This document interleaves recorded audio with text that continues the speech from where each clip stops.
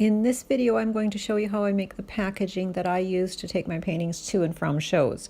I'm using a material that is designed for underlay under laminate floors. I get it at the Home Improvement Center in large rolls.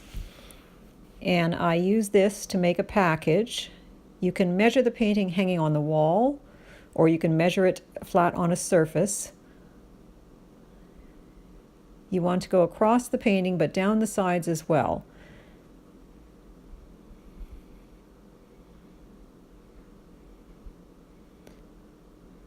And now I'm going to use this measurement twice, which is a little bit more than the actual measurement would be around the painting because you're going down the sides twice. So that will give you just enough leeway to fasten the edges. So you can measure it that way, or you can use, in the case of a small painting, you can just use the painting to measure instead. Now I'll put a little mark here. And use that length. Just measure it up and use that measurement to cut the piece that I will make the package out of.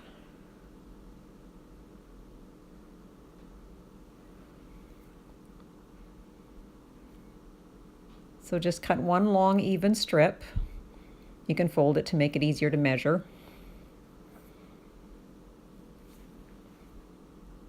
And you'll be cutting it just a little bit more than the height of your painting. So now I'm just going to even this edge up a little bit because it's a bit crooked. So now to determine the height, you can use the painting itself, or you can measure the height and add just a little bit extra.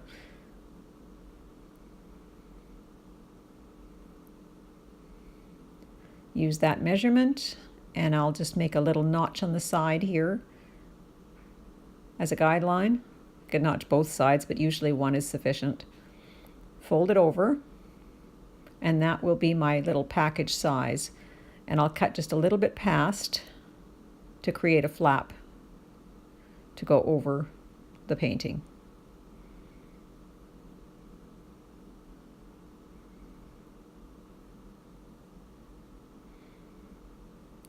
Now to fuse the edges, it's a good idea to work in a well-ventilated area anytime you're using heat to melt anything.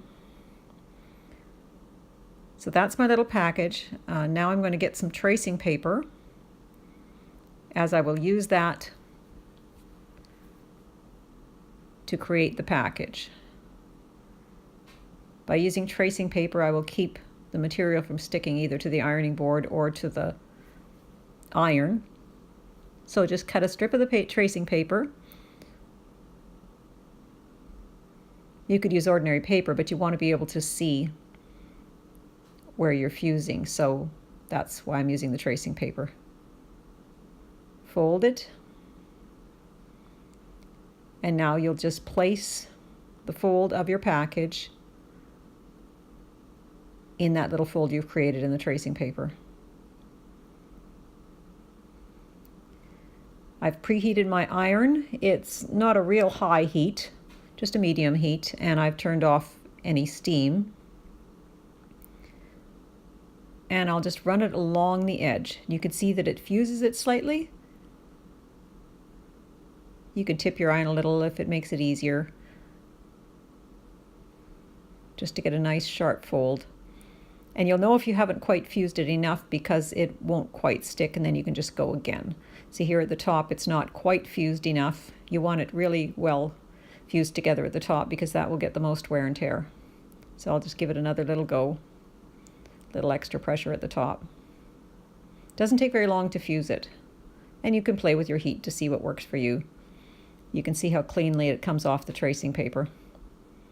Now we'll just do the same thing on the other side. Tuck it right into the fold.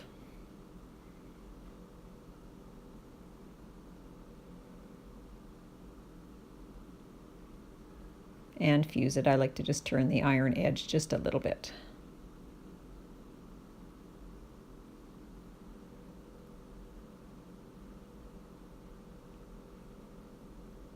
I'm working here in my laundry room because it's the best light. And there's the little package. So now your painting will just slide neatly into its package.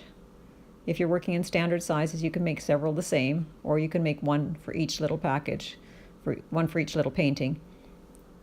Tuck it in. In a case like this, I wouldn't probably need quite as big a flap. I'll trim that down in a second.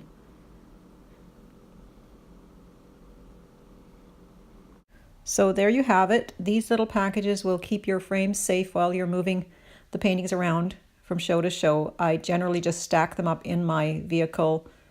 I don't need quite as large a flap here. And what I do then is put cardboard between them if the frames are different sizes, and they travel really well. They also are great to give the painting to the customer in because they feel safe taking them home that way.